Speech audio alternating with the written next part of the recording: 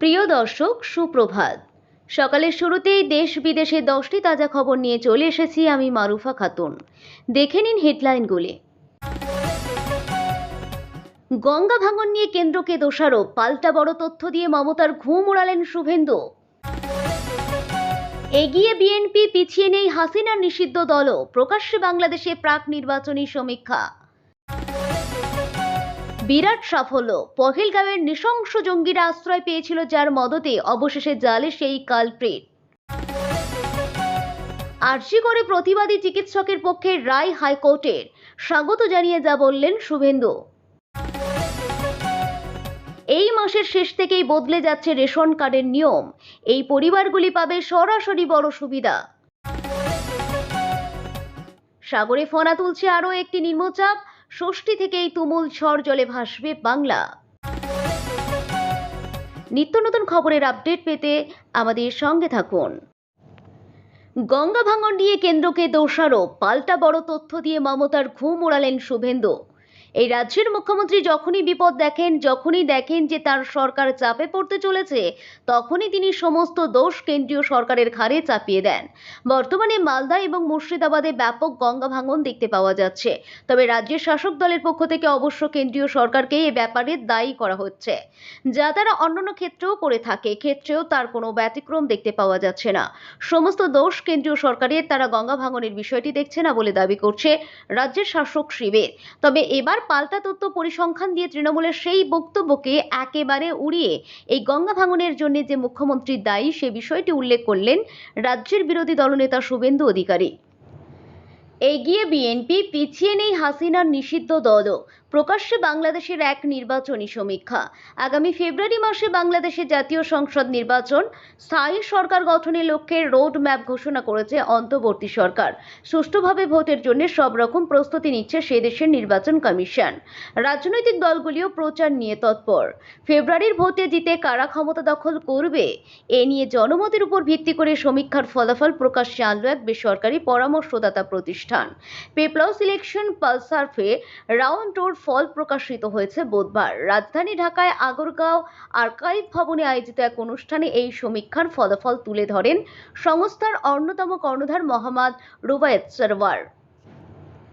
বিরাট সাফল্য, পহেলগাঁওয়ের নৃশংস জঙ্গিরা আশ্রয় পেয়েছিল যার মদতে, অবশেষে জালে সেই কালপ্রিট। বড়সড় সাফল্য পেল জম্মু কাশ্মীর পুলিশ, গ্রেপ্তার পহেলগাম হামলার জঙ্গিদের সাহায্য করা যুবক। তার নাম মোহাম্মদ কাটারিয়া বলে জানা গেছে। জঙ্গিদের লজিস্টিক সাপোর্ট দিয়েছিল সে। অভিযুক্তকে বুধবার গ্রেপ্তার করেছে পুলিশ। চলতি বছর 22 এপ্রিলের পহেলগাঁওয়ের ওই নৃশংস হামলায় 26 জন প্রাণ হারিয়েছিলেন। আরজি করে প্রতিবাদী চিকিৎসকের পক্ষে রায় হাইকোর্টের, স্বাগত জানিয়ে যা বললেন শুভেন্দু। এই রাজ্যে যারা প্রতিবাদী, যারা তৃণমূল সরকারের চোখে চোখ রেখে প্রতিবাদ করেন, তাদেরকেই যেভাবে হোক হেনস্থা করার চেষ্টা করে এই রাজ্যের প্রশাসন। আরজিকর কাণ্ডের সময় যারা সামনের সারিতে দাঁড়িয়ে যে সমস্ত চিকিৎসকেরা লড়াই করেছিলেন, তার মধ্যে অন্যতম অনিকেত মাহাতো। তাকে পরিকল্পনা মাফিক আরজিকর থেকে রায়গঞ্জ মেডিকেলে বদলি করা হয়, যার ফলে তিনি কলকাতা হাইকোর্টের শরণাপন্ন হন। অবশেষে আজ কলকাতা হাইকোর্ট সেই প্রতিবাদী চিকিৎসক অনিকেত মাহাতোর পক্ষে রায় দিয়েছে। আর আদালতের সেই নির্দেশ সামনে আসার ফলে এই রাজ্যে যারা প্রতিবাদী মানুষ, যারা এখনো শাসকের বিরুদ্ধে চোখে চোখ রেখে কথা বলছেন, তারা অত্যন্ত উজ্জীবিত। আর আদালতের সেই রায়কে স্বাগত জানালেন রাজ্যের বিরোধী দলনেতা শুভেন্দু অধিকারী। এই মাসের শেষ থেকেই বদলে যাচ্ছে রেশন কার্ডের নিয়ম, এই পরিবারগুলি পাবে সরাসরি বড় সুবিধা। ভারত সরকার 30শে সেপ্টেম্বর থেকে রেশন কার্ড ব্যবস্থার এক বড় পরিবর্তন আনতে চলেছে। এই নতুন উদ্যোগের প্রধান লক্ষ্য হল খাদ্য বিতরণ ব্যবস্থাকে আরও স্বচ্ছ এবং প্রযুক্তি নির্ভর করে তোলা, যাতে দরিদ্র ও মধ্যবিত্ত পরিবারগুলি সরাসরি উপকৃত হতে পারে। নতুন নিয়ম অনুযায়ী সব যোগ্য রেশন কার্ড গ্রাহকদের ব্যাংক অ্যাকাউন্টে প্রতি মাসে সরাসরি 1000 টাকা পাঠানো হবে। উল্লেখযোগ্য বিষয় হলো, যদি রেশন কার্ড কোনো মহিলার নামে থাকে, তবে এই টাকা সরাসরি তার অ্যাকাউন্টে জমা হবে। এতে মহিলা ক্ষমতায়ন আরও শক্তি হবে। এখন থেকে রেশন কার্ড গ্রাহকরা শুধু চাল ও গমই নয়, বরং চাল, ডাল, তেল, লবণ এবং অন্যান্য পুষ্টিকর খাদ্য সামগ্রীও পাবেন। সাধারণ ও অন্তোদয় কার্ড গ্রাহকদের জন্য রেশন সামগ্রীর পরিমাণ আলাদাভাবে নির্ধারণ করা হয়েছে। সাগরে ফনা তুলছে আরও একটি নিম্নচাপ, ষষ্ঠী থেকেই তুমুল ঝড় জলে ভাসবে বাংলা। বঙ্গোপসাগরে চোখ রাঙাচ্ছে আরও একটি নিম্নচাপ, আর তারই জেরে ফের একবার তুমুল ঝড় জলের আশঙ্কা বাড়ছে বঙ্গে। আগামী 25শে সেপ্টেম্বর অর্থাৎ বৃহস্পতিবার আরও একটি নিম্নচাপ তৈরির সম্ভাবনা রয়েছে বঙ্গোপসাগরে। আগামী 26 তারিখ অর্থাৎ শুক্রবার চতুর্থীর দিনে সেই নিম্নচাপ গভীর নিম্নচাপে পরিণত হতে পারে। তার ফলে পুজোর মধ্যে ফের একবার দক্ষিণবঙ্গে দুর্যোগের আশঙ্কা বাড়ছে। উপকূলের জেলাগুলিতে ভারী বৃষ্টির সম্ভাবনা রয়েছে।